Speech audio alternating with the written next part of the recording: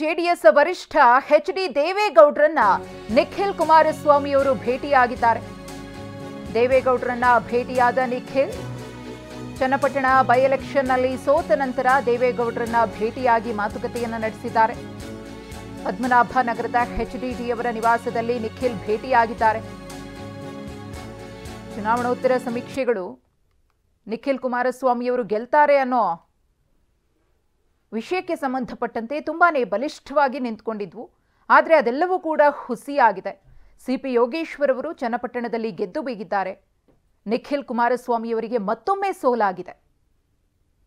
MP election ಅದಾದ್ಮೇಲೆ Ramanagara MLA election, ಇದೀಗ ಚನ್ನಪಟ್ಟಣದಲ್ಲಿ ಗೆಲ್ಲಲೇಬೇಕು ಅಂತ ಪಣತೊಟ್ಟು ಹೋರಾಟವನ್ನ ಮಾಡಿದ್ರು, ಅಬ್ಬರದ ಪ್ರಚಾರವನ್ನ ನಡೆಸಿದ್ರು.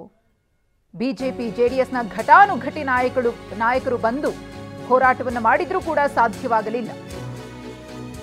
ದೇವೇಗೌಡರಿಗೂ ಕೂಡ ನೋವಾಗಿರುತ್ತೆ. ಹಾಗಾಗಿ ನಿಖಿಲ್ ಅವರು ಭೇಟಿಯಾಗಿ ಅವರನ್ನು ಸಮಾಧಾನ ಪಡಿಸುವಂತಹ ಕೆಲಸವನ್ನ ಮಾಡ್ತಿದ್ದಾರೆ.